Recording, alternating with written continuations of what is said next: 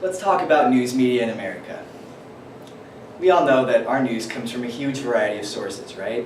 We've got CNN, NBC, MSNBC, ABC, Fox News, Huffington Post, Democracy Now!, New York Times, the Bellingham Herald, and also from a variety of different mediums, right? We've got newspaper, magazines, television, the internet. So we have a huge variety to choose our news from, right? Wrong.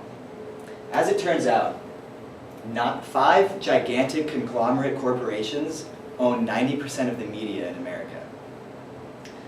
That's right. And there are direct links that connect all 5 of these media conglomerates to the political and power elites of the United States. But guess what?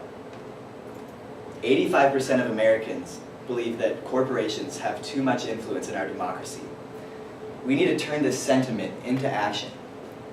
I want to get corporate personhood out of media, and I think you should too. In what follows, I'll demonstrate what corporate personhood is and why and how we can change it. The corporate media is by definition legally obligated to put shareholder profit in front of any competing demands, including the public good. The selfish interests of corporate owners influence the quality and content of media, and corporations have been able to exploit a negative First Amendment approach to media policy to maintain their hegemonic power structure. The whole idea and notion of corporate personhood was born out of a perverted manipulation of the 14th Amendment, an amendment originally designed to sustain rights for newly freed slaves. But of course, corporate lawyers were able to manipulate these laws and establish in the Supreme Court case FEC versus Citizens United in 2010 that corporations qualify as people and therefore deserve the same rights under the Constitution that everybody else does. Any interference on the government, from the government in the corporations from this perspective has come to be seen as a violation on their personal rights. This is the insane and ludicrous basis by which our media policy has come to be based off of. But there is a critical difference between a corporate person and a real person. Corporations, unlike real people, don't have a soul to save or a body to incarcerate. Corporations aren't able to reconcile any negative impacts that their actions might cause on other people. For instance, when Agent Orange was sprayed over Vietnam to destroy crops and vegetation, the effects on the people living in and around the area were horrendous. Many were diagnosed with cancer. Children were born with unusual birth defects and mutations. The only justice demanded of this herbicidal warfare was a price to be paid. The corporations did not even admit guilt. Media policy ruled by positive liberty would completely solve this whole problem of corporate personhood. We can understand positive liberty as any law or set of laws that protects a person or group of people from other people or groups infringing upon their rights. Positive liberty in the media would serve to protect us from infringement upon our rights and promote democratic values. The current media system would have us believe that a negative liberty approach is the only approach to a media system. But this is just not true. Corporate personhood contradicts the Founding Fathers' original intentions of what a media is supposed to be in a democracy. James Madison once said, "Good journalism is the lifeblood of democratic society." Indeed, any theory of self-informed government is based off the premise that you need to have an informed citizenry, and the creation of an informed citizenry is the province of the media.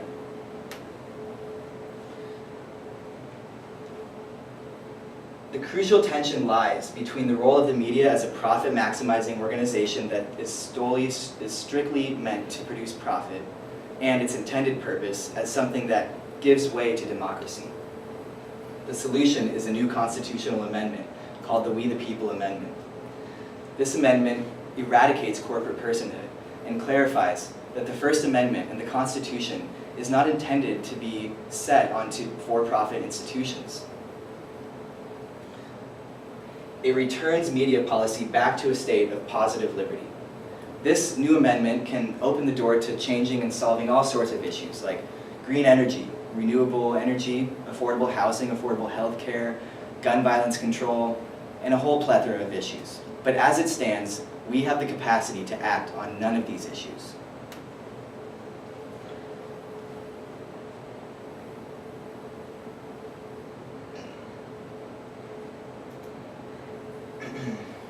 For instance, news coverage on the issue of climate change between 1990 and 2002 increasingly balanced anthropogenic causes of climate change and global warming with scientific experiments funded by private interests and corporate-controlled media that claimed that global warming was a natural occurrence. Scientific uncertainty became a common theme, and balanced reporting became commonplace. Only it wasn't balanced reporting. This is because relatively equal amounts of stories were produced from both sides of the issue, when in fact one side of the issue held the vast majority of scientific and rhetorical weight. Corporate media serves to confuse the public, restrict accurate agenda setting, disable the watchdog function of news, benefit wealthy owners, marginalize the poor, homogenize content, reduce the quality of journalism, brainwash journalists, and forefront trivial issues in place of real ones. So basically, our democratic media system is actually completely anti-democratic. It's a force that harms our democracy and perverts the flow of information and access to knowledge. So what can we do to reverse this situation? How can we get positive liberty implemented back into the media system? We need to eradicate corporate personhood. Because if corporations can't claim that they're people, then they can no longer claim protection under the Constitution. And rather, we can claim that we deserve the media to protect and cultivate us as a human right under the First Amendment. We need to remember that the media is the natural province of the government, not of the market. We need to establish that positive liberty belongs with media policy. We can revive the media back to its intended state by signing the petition to the new amendment.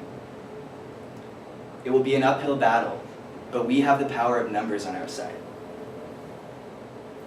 By signing the petition, we come one step closer to implementing policy based on positive liberty. Help us reach our goal of collecting 500,000 signatures by the end of 2016. Sign the petition to this 28th Amendment to the US Constitution. Help us establish once and for all that corporations are not people, that spending money is not a form of free speech, and that our governments are empowered to regulate political contributions and expenditures to prevent undue influence in electoral campaigns. We can do it, and we will. Thank you so much.